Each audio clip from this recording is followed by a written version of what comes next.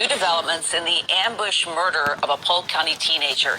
Today, Sheriff Grady Judd announced the arrest of 2 teens, including the accused shooter, and they're still looking for 2 more. The sheriff says they set up a trap, and 17-year-old Tiger Tagore drove right into it.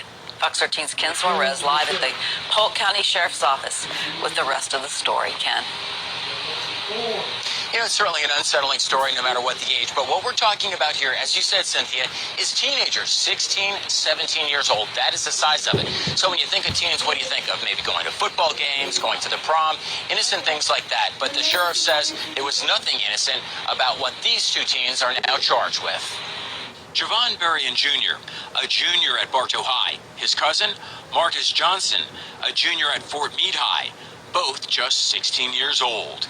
Javon and Marcus both are charged as juveniles right now. But what they did is not a juvenile crime. It's an adult crime. It's cold-blooded, first-degree murder. The murder of Tiger Tagore, just 17.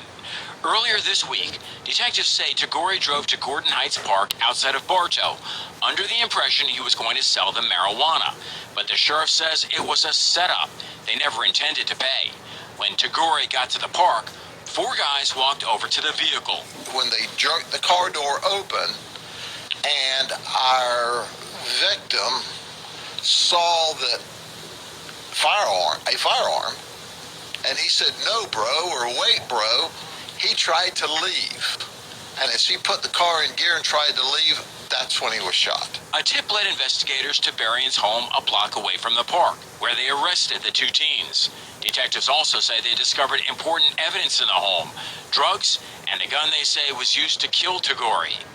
Now the focus turns to the 2 other suspects who are still on the run. But we're not going to stop until we arrest all 4, at least, suspects who descended upon this truck to murder this 17-year-old George Jenkins High School student.